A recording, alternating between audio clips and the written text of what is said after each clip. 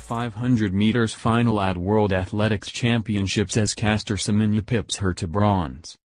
It was just too much.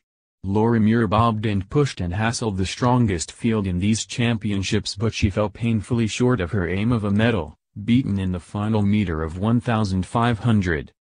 Who knows the difference caused by the foot fracture that kept her out for a month earlier in the summer, but more likely it was just the absurd strength of the opposition. An incredible race.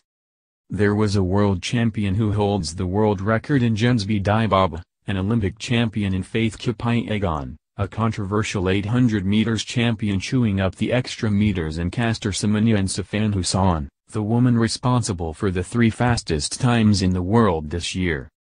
For depth it was almost unparalleled. As a challenge for Scotland's 24-year-old it was a shade too much. The start was quite something. She surged straight to the front, a statement of intent, setting her own pace rather than singing to Dibaba and Kipyegon's tune, as she had in Rio last year, where she finished 7th. This time, she was determined it would be different. She led the first 2 laps and 2:17.11, but then she fell back. She dropped briefly to 5th but was 3rd at the bell. Game on. Semenya was nowhere, 9th going down the back straight, and Hassan had the lead from Kipyegon. It was brutally close and desperately brave as she entered the final 100 meters in 3rd place, but just as Hassan faded, Muir was passed by Jennifer Simpson of the US and Caster Semenya in the final 10 meters. Horribly close. Devastating for the Brit. The pressure on Muir had grown steadily through the week with each British failure. There is no denying it has been a hard, desperately underwhelming championships so far for the home contingent, with Mo Farah excelling in the very first final and then the square root of zilch ever since. Katarina Johnson-Thompson, Andy Pazzi and Holly Bradshaw were all held up as athletes who might make the transition from flirting with medals to holding them, but each failed in circumstances that were hardly insurmountable. Sophie Hitchon then joined that list after finishing 7th in the hammer final, which makes it increasingly difficult to see how the team will hit the 6 medals that UK Sport set as the target. The team captain, Ailey Doyle, had attempted to reason away the situation on Monday night with the argument that performances bode well for the future, but it is currently hard to fully buy into the optimism. She said, "Although we've not got medals, you've had people like Callum Hawkins finishing 4th. In the marathon. Just missing out." Rhys Briscoe, first championship, made it to the 100 meters final. That was just incredible. You've also got Kyle Langford who smashed it to make the men's 800 meters final.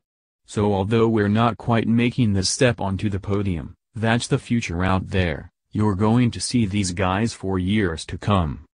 Earlier, Danny Talbot and Nathaniel Mitchell-Blake stormed into the semi-finals of the 200 meters, but Zarnell Hughes failed to make it out of the heats.